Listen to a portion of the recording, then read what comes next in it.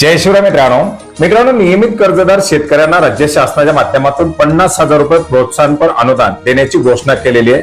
राज्य शासनाच्या माध्यमातून घोषित करण्यात आलेल्या कर्जमाफी योजनेमध्ये जे काही नियमित कर्जदार शेतकरी अशा शेतकऱ्यांचा समावेश करून 50,000 रुपये प्रोत्साहनपर अनुदान देण्याची घोषणा करण्यात आली आहे।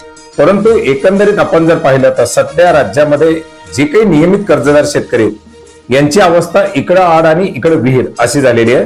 मित्रांनो, आपण यापूर्वी सुद्धा अपडेट घेतलं होतं की बऱ्याच साऱ्या शेतकरी संघटनांच्या माध्यमातून, नेत्यांच्या माध्यमातून, स्वतः बच्चू कडू यांच्या माध्यमातून किंवा बऱ्याच साऱ्या लोकप्रतिनिधींच्या माध्यमातून 2025 मध्ये ज्या शेतकऱ्यांनी कर्ज घेतलेली आहेत अशी कर्जमाफीमध्ये घ्यावी अशी मागणी केलेली आहे।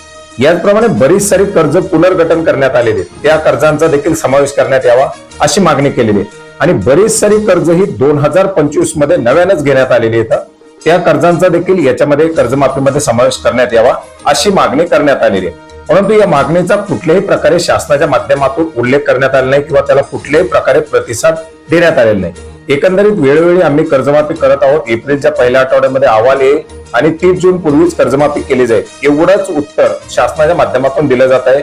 मुख्यमंत्री असतील, कृषी मंत्री असतील यांच्या माध्यमातून वारंवार हेच उत्तर दिलं जात आहे। परंतु बँकांच्या माध्यमातून आपण जर पाहिलं तर 31 मार्च पूर्वीच शेतकऱ्यांनी कर्ज भरावी यासाठी मोठ्या प्रमाणात प्रेशर द्यायला सुरू केलेली आहे। मेसेज पाठवणं असेल, नोटीसी पाठवणं असेल, वारंवार फोन कॉल करणं असेल, या प्रक्रिया सध्या सुरू झालेल्या आहेत।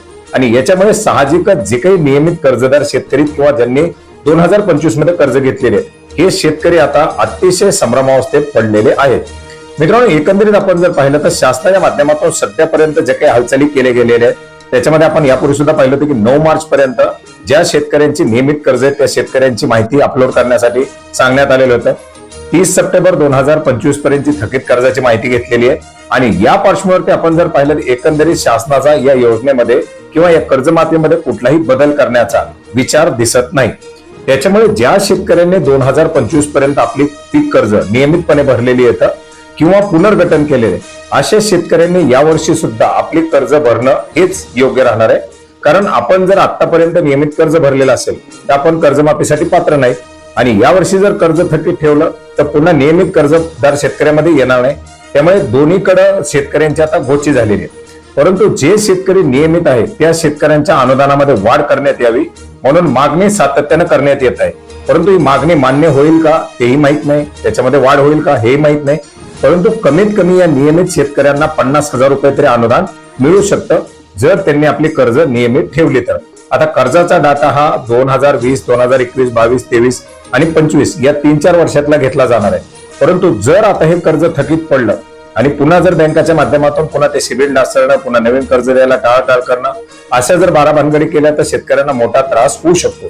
त्याच्यामुळे व्याजाची रक्कम भरून नवीन जुनं करणं हे या शेतकऱ्यांसमोर आता पर्याय आहे आणि बँकांच्या माध्यमातून सुद्धा तशाच प्रकारे आग्रह केले जात आहे।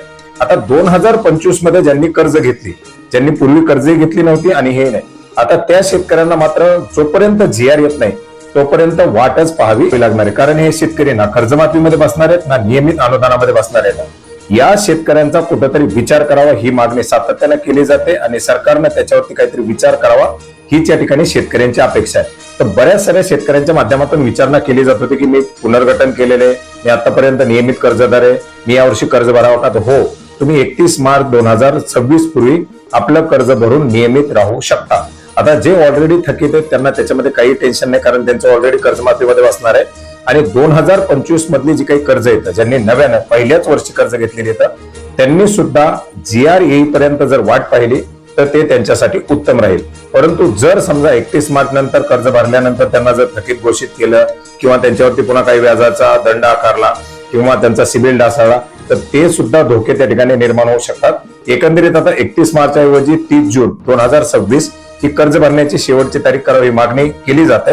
आता पुढील 5-6 दिवसामध्ये काय होतं हे पाहून जर याच्यामध्ये काही बदल झाले नाही तर मात्र 26 तारखेनंतर शेतकऱ्यांनी आपली कर्ज भरून नियमित राहण्याचा प्रयत्न करावा। हाच एक आपला या ठिकाणी सल्ला असू शकतो।